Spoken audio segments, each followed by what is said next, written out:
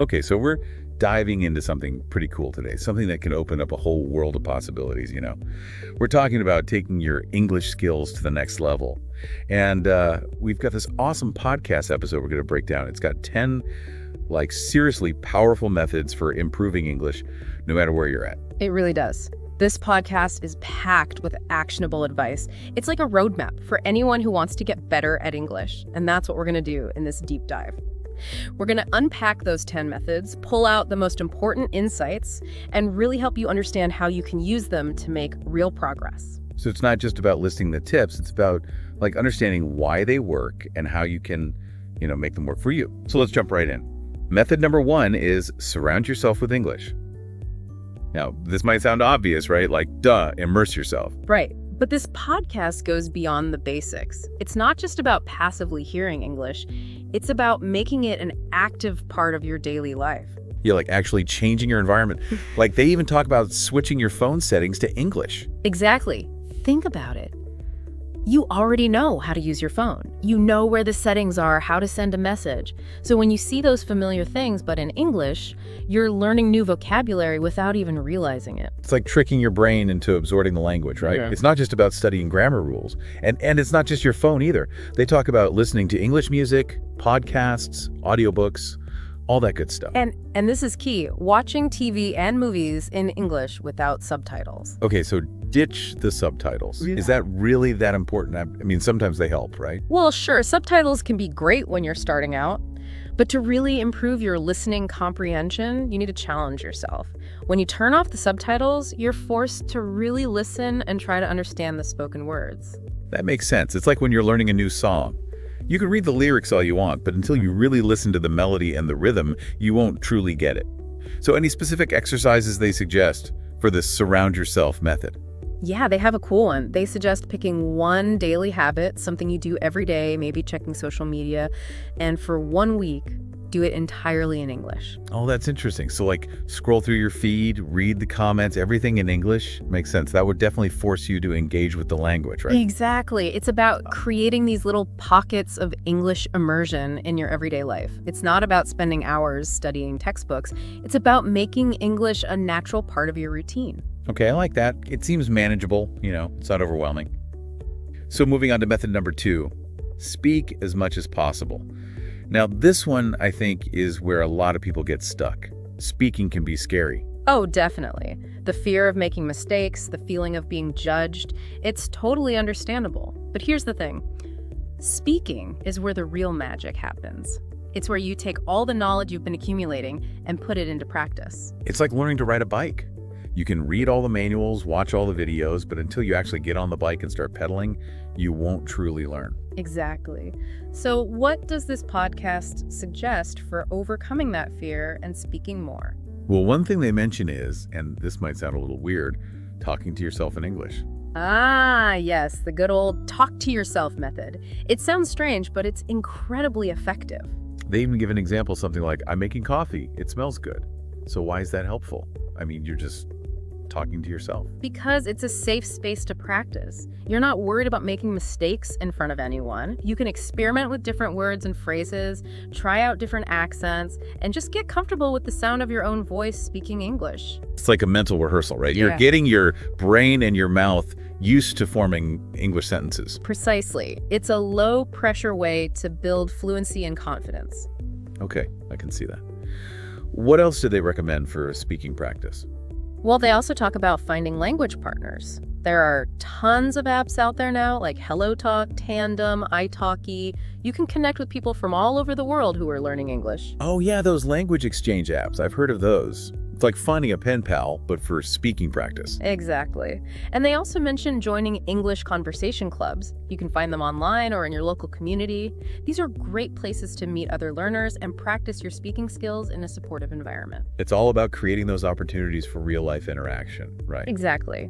It's one thing to practice on your own, but actually using English to communicate with other people is where you'll see the biggest improvement. And what's interesting? They even suggest practicing with AI tools like ChatGPT or Siri. Whoa, talking to robots to improve your English. Yeah. That's pretty futuristic. It is, but think about it. You can ask Siri questions, give her commands, and she'll respond in English.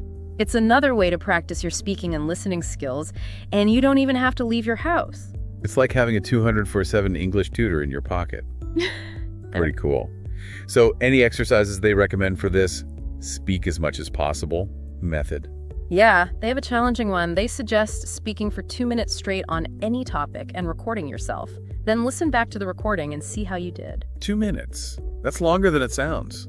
I bet that would be really helpful though, right? It is. It forces you to think on your feet and speak without hesitating. And listening back to the recording can be really eye-opening. You'll become aware of your strengths and weaknesses, and you can focus your practice on the areas that need improvement. It's like getting feedback from a coach, but the coach is you. Exactly. The most important thing to remember with speaking is that it gets easier with practice. The more you do it, the less scary it becomes, and the more fluent you'll sound. All right, let's move on to number 3. Improve your listening skills. This is another one that I think a lot of people struggle with. You can read English, but then someone starts speaking and it's like, whoa, what happened? It's a common problem. Reading is a very different skill from listening. When you're reading, you can take your time, look up words, reread sentences, but with listening, you have to process the information in real time. It's like trying to drink from a fire hose, right? Exactly. So, what are some strategies for improving listening comprehension? Well, the podcast suggests starting with content specifically designed for English learners. They mention things like BBC Learning English or VOA Learning English. Those are great resources. They use simpler vocabulary and speak at a slower pace, which is perfect for beginners. It's like training wheels for your ears. Makes sense. You got to start somewhere. Yeah. They also talk about watching TV and movies with subtitles, but then, like with the first method, eventually turning those subtitles off. That progression is key. Subtitles are a great tool for building your vocabulary and understanding the gist of what's being said. But to really train your ears, you need to listen without that visual crutch. So it's about pushing yourself to rely more and more on your listening skills. Exactly. And another technique they mention is called shadowing. Have you ever heard of that? Shadowing? I don't think so. What's that? It's when you listen to someone speaking English and try to repeat what they're saying almost simultaneously. It's like you're their shadow, following their words. Oh, that's interesting. So you're not just passively listening, you're actively trying to reproduce the sounds. Exactly. It's a fantastic way to improve your pronunciation, intonation, and overall fluency. You're essentially training your mouth to move the way native speakers do. That makes a lot of sense. Yeah. What else do they recommend for listening practice? Well, they also suggest listening to audiobooks while reading the text, so you're getting both the visual and auditory input at the same time. Oh, that's clever. So you can see how the words are spelled while also hearing how they're pronounced. Exactly. It's a great way to connect the written and spoken forms of the language, and they have a simple but effective exercise for this. They recommend listening to a short conversation, maybe just a minute or two, and then pausing and repeating each sentence exactly as you heard it. So it's like you're transcribing the conversation in your head, but out loud. Exactly. It forces you to pay close attention to the details of the pronunciation, the intonation, the rhythm. It's like doing a close reading of a text, but for listening. Over time, all of these techniques will help your brain become more accustomed to the sounds of English. You'll start to recognize words and phrases more easily, and you'll be able to follow conversations more effortlessly. Cool. It's all about training your ears, just like you'd train any other muscle in your body. All right, let's move on to method number 4. Read every day to expand your vocabulary.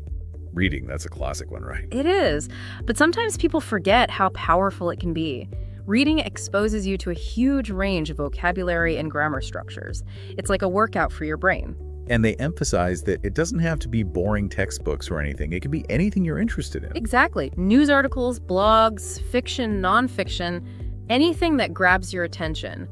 The most important thing is that you're enjoying what you're reading. That's what makes it stick. And if you come across a word you don't know, just look it up. They even mention some apps that can help with that, like LingQ or ReadLang. Those apps are great because they allow you to instantly translate words and phrases while you're reading. They also often have features like flashcards and quizzes to help you remember the new vocabulary. So it's like having a built-in dictionary and study guide right there in your e-reader. Exactly. It makes learning new words so much easier. And you know what's interesting? They also suggest reading aloud sometimes. Reading aloud, what's the benefit of that? Well, it helps you improve your pronunciation and fluency. When you read aloud, you're forced to pay attention to the sounds of the words and how they're connected. It's like a rehearsal for speaking. It's like you're giving a performance, but your audience is yourself. Exactly. And if you're just starting out, they recommend starting with children's books or graded readers. Those are those books that are specifically written for people learning English, right? Exactly. They use simpler language and sentence structures, which can make it easier to build your confidence and comprehension. As you get better, you can move on to more challenging material. And they have a great exercise for this too. They recommend picking a short article, maybe 1 page long, and identifying 5 new words. Then try to use those words in your own sentences. So it's about taking those new words from the page and making them part of your active vocabulary. Exactly. It's not enough to just recognize the words. You need to use them yourself to really make them stick. And I love the analogy they use. Reading is like food for your brain. You need to feed your brain with new information and ideas if you want it to grow. That's a great way to put it. All right, moving on to method number 5. Learn and use new words every day. So we talked about encountering new words through reading, but this is about actively seeking out new vocabulary, right? Exactly. It's about making a conscious effort to expand your word bank every day. So how do they suggest doing that? Well, they recommend a few different techniques. One is to keep a vocabulary notebook. Every day, write down 5 to 10 new words that you come across. You can get them from anywhere. Reading, listening, watching TV. Oh yeah, that's a classic technique. I used to do that in school. It's amazing how quickly those words add up. It is. And they also mention using flashcard apps. There are tons of them out there. Anki, Quizlet, Memrise. These apps use spaced repetition to help you memorize new words and phrases. So you're constantly reviewing the words you've learned, and the app keeps track of which ones you're struggling with. Exactly. It's a really efficient way to build your vocabulary. And here's a tip. Don't just learn individual words, learn phrases too. What do you mean? Well, instead of just learning the word break, learn the phrase take a break. Or instead of just learning happy, learn I'm so happy for you. Oh, I see. So you're learning chunks of language that you can use in real conversations. Exactly. It makes your English sound more natural and fluent. That's a great tip. And of course, once you've learned these new words and phrases, you got to actually use them, right? Absolutely. That's the most important part. They recommend trying to use each new word or phrase at least 3 times in real-life situations. So it's about making a conscious effort to incorporate the new vocabulary into your speaking and writing. Exactly. The more you use a word, the more likely you are to remember it. It's like wearing a new pair of shoes. At first, they might feel a little stiff and uncomfortable, but the more you wear them, the more they'll mold to your feet and become a natural part of your wardrobe. Okay, that's a great analogy. I like that. Yeah. All right, on to method number 6. Write to organize your thoughts in English. So this one seems less about vocabulary and more about like thinking in English, right? Exactly. Writing is a powerful tool for clarifying your thoughts and improving your overall fluency in English. Because when you're writing, you have to think about grammar, sentence structure, vocabulary. It's a very active process. Exactly. And they suggest a variety of writing activities, from keeping a daily journal to writing short stories or blog posts. Oh, wow. So getting really creative with it. Yeah, the point is to find something you enjoy and that motivates you to write. They also mention using grammar checkers like Grammarly. Those can be lifesavers, especially for people who aren't super confident about their grammar. They can be really helpful for catching mistakes and learning from them, but it's important to remember that they're not perfect. They can sometimes make incorrect suggestions, so it's always good to double-check their advice. So use them as a tool, but don't rely on them completely. Makes sense. Exactly. And you know what's a really easy way to get more writing practice? Just text your friends in English. Oh yeah, that's a good one. It's low pressure, and it's something you're probably doing anyway. Exactly. The more you write in English, the more natural it will feel. And they have a cool exercise for this too. They suggest writing a 50-word summary of your favorite movie or book. So it's about being concise and getting your point across in a limited number of words. Exactly. It's a great way to practice summarizing information and using English effectively. And all of this writing practice ultimately helps you to think in English more naturally, right? Absolutely. The more you write, the more comfortable you'll become with forming thoughts and expressing ideas in English. Awesome. All right, moving on to method number 7. Train your brain to think in English. Now, this sounds like the holy grail of language learning, right? It is. It's at the point where you're no longer translating everything in your head, you're thinking directly in English. And that's when you know you've really reached a high level of fluency. Exactly. But how do you actually train your brain to think in English? Well, the podcast suggests a few techniques. One is to start describing your surroundings in English. Like if you're Right. walking down the street, you might think to yourself, the sky is blue, the sun is shining, there are a lot of people walking around. That's a great exercise. It forces you to think about everyday things in English. Another technique is to think about your plans for the day in English, like, I need to go to the grocery store, I want to call my friend, I'm going to watch a movie tonight. So it's about incorporating English into your internal monologue. Exactly. And you can also try answering simple questions in English without first translating them into your native language. Like if someone asks you, how are you? Try to respond directly in English instead of thinking, how do I say I'm fine in English? So it's about training your brain to react in English automatically. Exactly. And another technique they mention is using inner speech in English. Inner speech. It's that little voice in your head that you use to talk to yourself. Instead of having that voice speak in your native language, try to have it speak in English. Oh, I see. So it's like you're constantly narrating your life in English. Exactly. It might sound a little crazy, but it's a really effective way to immerse yourself in the language.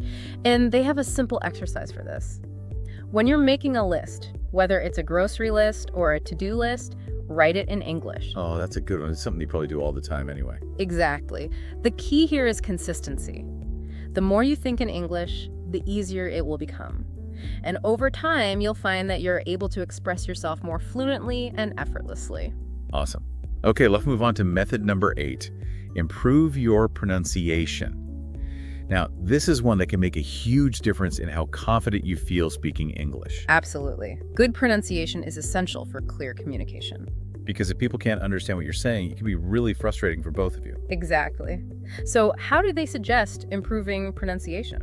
Well, first and foremost, they emphasize the importance of listening to native speakers. Pay attention to how they pronounce words, the rhythm of their speech, the intonation. Intonation is really important. It's the rise and fall of the voice, and it conveys a lot of meaning. Like the difference between a statement and a question. Exactly. So listen carefully to how native speakers use intonation and try to mimic it. They also recommend using pronunciation apps like Elsa Speak or Forvo. Oh, yeah, those are great. Yeah, They can really help you pinpoint the specific sounds you're struggling with. exactly. And they often have exercises and games to make practicing fun. Another helpful technique is to record yourself speaking and then compare it to a recording of a native speaker saying the same thing. That can be a little embarrassing, but it's really helpful to hear yourself objectively. It is. You might be surprised at the differences you hear. And finally, they recommend learning about common sound reductions in English. Sound reductions, what are those? They're basically shortcuts that native speakers use when they're speaking quickly. Like instead of saying going to, they might say gone. Oh, yeah, I hear that all the time. Exactly. And there are tons of other sound reductions. Learning about them can make your English sound more natural and fluent. And they have a fun exercise for this too. They suggest picking a word that you find difficult to pronounce and saying it 5 times slowly, paying close attention to each sound. Then say it 5 times quickly, trying to blend the sounds together smoothly. So it's about breaking down the word into its individual sounds and then practicing putting it all together. Exactly. The more you practice, the easier it will become. Awesome. All right, getting close to the end. Method number 9 is all about motivation. Be consistent and stay motivated. This is so important. Learning a language is a marathon, not a sprint. There will be times when you feel frustrated or discouraged, but it's crucial to keep going. Because the only way to truly master a language is to keep practicing, right? Exactly. So how do they suggest staying motivated? Well, first and foremost, they emphasize the importance of setting realistic goals. Don't try to learn everything at once. Break down your learning into small, manageable chunks. So instead of saying, I'm going to learn 100 new words this week, maybe start with, I'm going to learn 5 new words every day. Exactly. Small, consistent steps are much more sustainable than huge leaps. They also recommend tracking your progress. This is a great way to stay motivated. Seeing how far you've come can really boost your confidence and encourage you to keep going. So you could keep a journal where you write down new words you've learned, or maybe use an app that tracks your progress. Exactly. And it's important to celebrate your achievements along the way. Every new word you learn, every conversation you have, every article you read, it's all progress. Absolutely. And they also suggest finding a study buddy. Having someone to share the journey with can make a big difference. Definitely. You can practice together, motivate each other, and celebrate each other's successes. It's like having a workout buddy, but for language learning. Exactly. And their key message for this method is consistency beats perfection. It's better to practice a little bit every day than to try to cram everything in all at once. I love that. It's a great reminder that progress takes time and effort. Exactly. All right, and finally, we come to method number 10. Have fun while learning. This one's important, right? Because if you're not enjoying the process, it's going to be really hard to stay motivated. Absolutely. Learning should be fun. So what are some ways to make it more enjoyable? Well, they suggest a bunch of things. One is to play English word games like Scrabble, Boggle, Wordle. Those are great for expanding your vocabulary and improving your spelling. And they're fun. They also mention watching English language TV shows, movies, and YouTube videos. Oh yeah, that's a classic one. It's a great way to immerse yourself in the language and culture. And they even suggest listening to English music and singing along. Karaoke, anyone. It doesn't even feel like studying when you're having fun, right? Exactly. Yeah. And the best part is, you're still learning, even when you're just relaxing and enjoying yourself. So the takeaway here is to find ways to make English a part of your life, not just a subject you study. That's a great way to put it. All right, so we've covered a lot of ground today. We've explored 10 powerful methods for improving your English skills. So our listener, think about what resonated with you. Which of these methods feels most exciting and achievable for you? What's one small step you can take this week to start incorporating these insights into your learning journey? Remember, even small, consistent efforts can lead to big results over time. Don't be afraid to experiment and find what works best for you. Learning a new language is a journey, and it's a journey that's full of challenges and rewards. But with the right mindset and the right strategies, you can achieve your goals. So keep practicing, keep learning, and most importantly, have fun along the way. And remember, the ability to communicate effectively in English can open up a whole world of possibilities. So keep pushing yourself, and you'll be amazed at what you can achieve. Thanks for joining us on this deep dive. Until next time, happy learning.